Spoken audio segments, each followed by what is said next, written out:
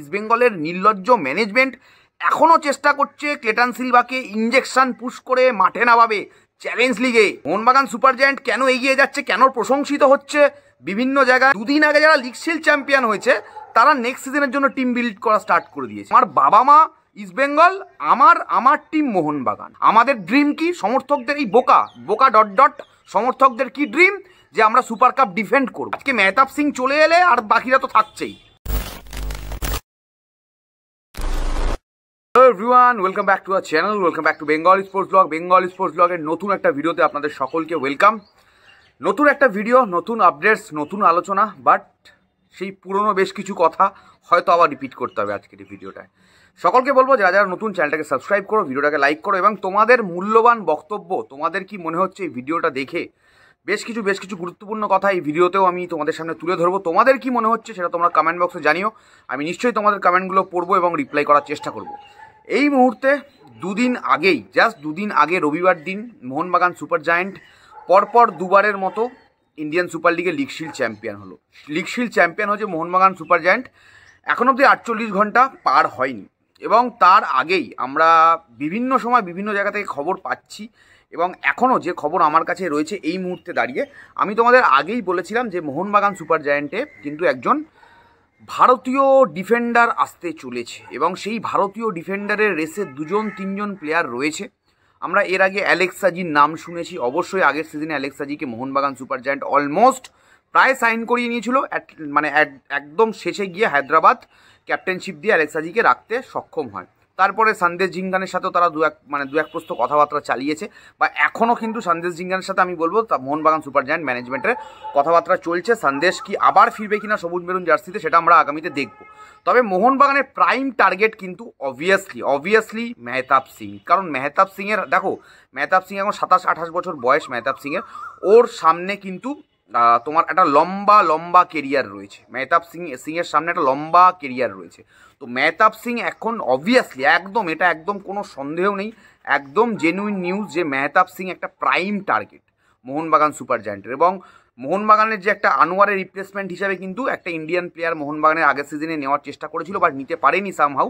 এই সিজনে যে একদম জেনুইনলি মোহনবাগান একজন রিপ্লেসমেন্ট আনবে আনোয়ার আলীর, এবং সেটার মেহতাব সিং হওয়ার চান্সেস রয়েছে, ভালোই চান্সেস রয়েছে। আগামীতে দেখবো আমরা হয় কিনা, এবং যদি এটা হয় আমি বলবো ব্রিলিয়ান্ট সাইনিং হবে এটা। মোহনবাগান ম্যানেজমেন্টের এটা একটা অসাধারণ সাইনিং হবে। দেখো এমনিতেই এই ডিফেন্সে যদি আমাকে জিজ্ঞেস করো না কাকে নেবে ভাই, এই ডিফেন্স যা পারফরমেন্স করেছে, এতগুলো ক্লিনশিট, 13টা আই থিঙ্ক ক্লিনশিট রেখেছে, সবচেয়ে কম গোল খেয়েছে ইন্ডিয়ান সুপার লিগে।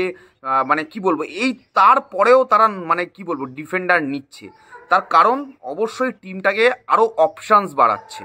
অবশ্যই দীপেন্দু বিশ্বাসকে আমরা দেখেছি, সুভাশিস বোস বা অ্যালবাতো রদ্রিগেজ বা টম অলডারের যখন খেলতে পারেনি, কোনো ইঞ্জুরি হয়েছে বা কারের সমস্যা হয়েছে, দীপেন্দু কিন্তু সেই জায়গাটাতে খেলে দিয়েছে। তাও this is called a aggressive mindset of a management. Yes, Mohun Bagan super giant কিন্তু এখন থেকেই ট্রান্সফার মার্কেটে তাদের এগ্রেসিভ মাইন্ডসেটটা দেখাতে শুরু করে দিয়েছে। এছাড়াও আরেকটা আমি বলবো রিউমার রয়েছে, এই বিএফসির লেফট ব্যাক নাওরেম রশান সিংয়ের দিকে কিন্তু যেতে পারে বলেও শোনা যাচ্ছে, যেটা আমাকে কিন্তু খুব একটা অবাক করবে না। বিকজ মোহনবাগান কিন্তু আগের সিজনেই সুভাশিস বোসের একটা ব্যাকআপ খোঁজার চেষ্টা করেছিল। মোহনবাগান কিন্তু জয় গুপ্তার দিকে হাত বাড়িয়েছিল, এফসি গোয়ার জয় গুপ্তার দিকে কিন্তু মোহনবাগান হাত বাড়িয়েছিল। তবে সুভাশিস বোস এই সিজনে যা পারফরমেন্স করেছে, আমি তো বলবো ভারতবর্ষের এই মুহূর্তে ইন্ডিয়ান সুপার লিগে যে সমস্ত ভারতীয় লেফট ব্যাকরা খেলছে তাদের মধ্যে ডেফিনেটলি সুভাশিস বোসের পারফরমেন্স একদম ওপর দিকেই থাকবে। তবে সুভাশিস বোসের ব্যাকআপ হিসাবে কিন্তু এইবারেও মোহনবাগান সুপার জায়ান্ট একজন লেফট ব্যাককে নিতে চাইছে। এছাড়াও পরবর্তীতে হয়তো মোহনবাগান সুপার জায়ান্ট একজন রাইট ব্যাকের দিকেও যেতে পারে, সেই দিকে আমাদের নজর থাকবে। এবং দ্বিতীয়ত চলে আসি এই টিমটার এই যে এগ্রেসিভ মাইন্ডসেট, বারবার বলছি না যে সঞ্জীব গোয়েঙ্কা এবং তার ম্যানেজমেন্টকে নিয়ে এত প্রশংসা বারবার কেন করছি ভাই? দুদিন আগে এই টিমটা লিগ শিল্ড জিতেছে, এখনও আইএসএল কাপ তারা ফাইট করবে, সেই লড়াই এখনও বাকি রয়েছে, ঠিক আছে। বাট এই দুটো ম্যাচ থাকতেই এতটা ডমিনেন্স দেখিয়ে চ্যাম্পিয়ন, এটার কারণটা কি? এই যে তারা থিঙ্কিংয়ে বাকিদেরকে আউটস্মার্ট করে দিচ্ছে, ঠিক আছে। এবং এই মুহূর্তে দাঁড়িয়ে যে টিমটার প্লেয়ার আনার দরকার ইস্টবেঙ্গল, ইস্টবেঙ্গলের কি খবর রয়েছে যে ক্লেটন সিলভা প্র্যাকটিস জয়েন করছে, মানে রিহ্যাব জয়েন করেছে। প্র্যাকটিস জয়েন করেছে বলতে না, একটা শুনলাম একটা মানে practice join, Clayton Silva rehab join করবে। রিহ্যাব জয়েন করে জোর করে ইঞ্জেকশন দিয়ে ক্লেটন সিলভাকে চেষ্টা করা হচ্ছে 5 তারিখ আর 12 তারিখের ম্যাচে যদি মাঠে নামিয়ে দেওয়া যায়, যদি স্টেজে মেকআপ মেরে দেওয়া যায়, যদি সমর্থকদের মুখ বন্ধ করে দেওয়া যায় যে ভাই আমরা রিপ্লেসমেন্টটা নিইনি, আমাদের প্লেয়ার ফিট, ইঞ্জেকশনের পরে ইঞ্জেকশন পুশ করো। ভাই পুরো সিজনটা ক্লেটনকে দেখে বোঝা গেছে ওর একটা প্রবলেম রয়েছে, পুরো সিজনটা দেখে বোঝা গেছে। এখনো এই নির্লজ্জ ম্যানেজমেন্ট, ইস্টবেঙ্গলের নির্লজ্জ ম্যানেজমেন্ট এখনো চেষ্টা করছে ক্লেটন সিলভাকে ইঞ্জেকশন পুশ করে মাঠে নামাবে চ্যালেঞ্জ লিগ প্রাইম টার্গেট, বুঝতে পারছো? মানে আপকামিং সিজনের প্ল্যানিং তো এদের ছেড়ে দাও, এদের থেকে এক্সপেক্ট করো না। মোহনবাগান সুপার জায়ান্ট কেন এগিয়ে যাচ্ছে, কেন প্রশংসিত হচ্ছে বিভিন্ন জায়গায়, তার মানে রিজন আমরা দেখতে পাচ্ছি। 2 দিন আগে যারা লিগ শিল্ড চ্যাম্পিয়ন হয়েছে তারা নেক্সট সিজনের জন্য টিম বিল্ড করা স্টার্ট করে দিয়েছে। আর যে টিমটা 10-11তে পুরো মানে 10 নম্বর 11 নম্বরে পুরো সিজনটা কাটিয়ে দিল, যাদের আর 5 দিন বাদে 6 দিন বাদে একটা মানে গুরুত্বপূর্ণ 5-7 দিন বাদে একটা গুরুত্বপূর্ণ ম্যাচ, তাদের যে বিদেশি 5টা বিদেশি নিয়ে খেলছে, তার মধ্যে একটা বিদেশি এখনো ফিট কিনা, লিচার সেলিস এখনো ফিট কিনা আমরা জানি না, সেটা পরবর্তীতে আমরা জেনে যাবো আশা করছি। রাত্রিবেলা যখন লাইভে আসবো প্রি ম্যাচ তখন আলোচনা করব। ভাই ক্লেটনকে আবার ইঞ্জেকশন দেওয়া হয়েছে, আর একটা প্লেয়ারকে কতটা পুশ করবে ভাই। ক্লেটনের ডেডিকেশন নিয়ে কোনো আমার ভাই কি বলবো, কোনো প্রশ্ন নেই। বাট একটা বডি ভাই, ওর বডিটা রিকভার করতে পারছে না। As a footballer, professional footballer, ওর এজ হয়ে গেছে ভাই। ম্যানেজমেন্টের থিঙ্কিং একটা ছোট এক্সাম্পল দিয়ে বুঝিয়ে দিলাম। বারবার না চিল্লে বলি তো যে এই ম্যানেজমেন্ট ভালো করছে, কেন করছে। ম্যানেজমেন্টের চিন্তাভাবনা একটা টিমের ওপরে যে কতটা ইম্পর্টেন্ট সেটা এই এক্সাম্পলগুলো দেখে আমরা বুঝতে পারছি। তোমরাও নিশ্চয়ই বুঝতে পারছো তো। এবং আজকে যে আমি সকালবেলা একটা শর্ট ভিডিও আপলোড করেছি আমার ইনস্টাগ্রাম এবং ইউটিউবে, যারা এখন অবধি দেখোনি গিয়ে দেখে নিও, যে একজন মোহনবাগান সমর্থক হাতে নিয়ে ধরে দাঁড়িয়ে আছে, কি বলছে যে আমার বাবা মা ইস্টবেঙ্গল, আমার টিম মোহনবাগান। বুঝতে পেরেছো? এটা একজন নয়, অনেকজন হচ্ছে। এবং আগামীতে কি হবে, ইস্টবেঙ্গল কি মুছে যাবে? না, ইস্টবেঙ্গল থাকবে, ইস্টবেঙ্গল সমর্থকও থাকবে। মোহনবাগান সমর্থক বেড়ে যাবে, ইস্টবেঙ্গল সমর্থক কমে যাবে। মোহনবাগান সমর্থক বাড়ছে অলরেডি, ইস্টবেঙ্গল সমর্থক কমে যাচ্ছে, ঠিক আছে। আমাদের পরের জেনারেশন হচ্ছে শেষ, মানে একদম ডাই হার্ড ইস্টবেঙ্গল সমর্থক, যাদের এইগুলো দেখলে গায়ে জ্বালা করে। এই ক্লেটন সিলভার ইঞ্জেকশন দিচ্ছে, এটা দেখলে গায়ে জ্বালা করে। কারণ আমাদের ড্রিম যে আমরা 5 তারিখ 12 তারিখ ডমিনেট করে আরকাডাককে হারাবো। আমাদের ড্রিম হচ্ছে আমরা তোমার এফসি চ্যালেঞ্জ লিগ চ্যাম্পিয়ন হব, এটা আমাদের ড্রিম।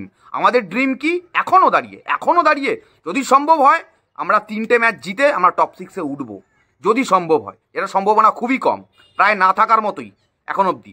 আমাদের ড্রিম কি, সমর্থকদের এই বোকা সমর্থকদের কি ড্রিম, যে আমরা সুপার কাপ ডিফেন্ড করব। ক্লেটন সিলভাকে ইঞ্জেকশন দেওয়া হচ্ছে তার জন্য, বুঝতে পেরেছো?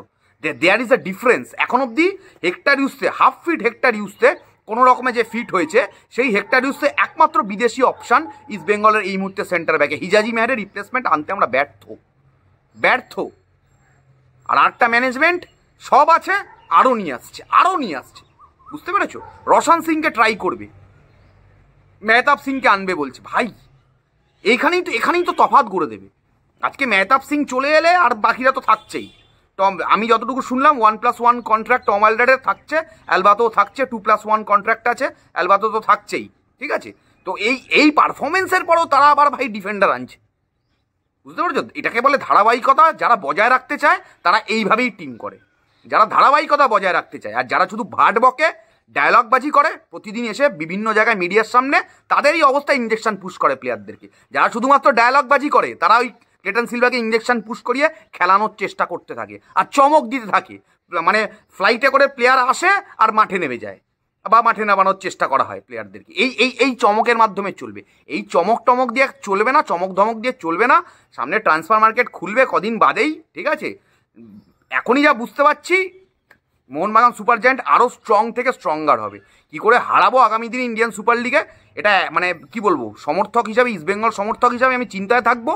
এবং বেঙ্গলি স্পোর্টস ব্লগের কন্টেন্ট ক্রিয়েটার হিসাবে বলছি, মোহনবাগান যা টিম বানাচ্ছে এই নেক্সট সিজনে দেখতে পাচ্ছি, দেখা যাক ACL 2-তে তারা কীরকম পারফরমেন্স করে। আজকে রাত্রিবেলা আবার লাইভে আসবো, তোমাদের সাথে দেখা হবে। কালকে ইস্টবেঙ্গলের ম্যাচ হয়েছে, ইস্টবেঙ্গল ভার্সেস হায়দ্রাবাদ। আগেরবারে জেতা ম্যাচটা ওদের ঘরে, জেতা ম্যাচটা কোচের ভুলের সিদ্ধান্তে আমরা ফেলে এসেছিলাম, ঠিক আছে, কোচের সিদ্ধান্ত ভুল ছিল। এবং কালকে আবার ম্যাচ, প্রথম সুযোগ, আবার সুযোগ এসছে আমাদের কাছে যে আমরা হ্যাট্রিক করবো, জয়ের হ্যাট্রিক করবো ইন্ডিয়ান সুপার লিগে। সেটা তো হবেই, অবশ্যই আশা করছি হবে, সেই নিয়ে রাত্রিবেলা লাইভে আসছি।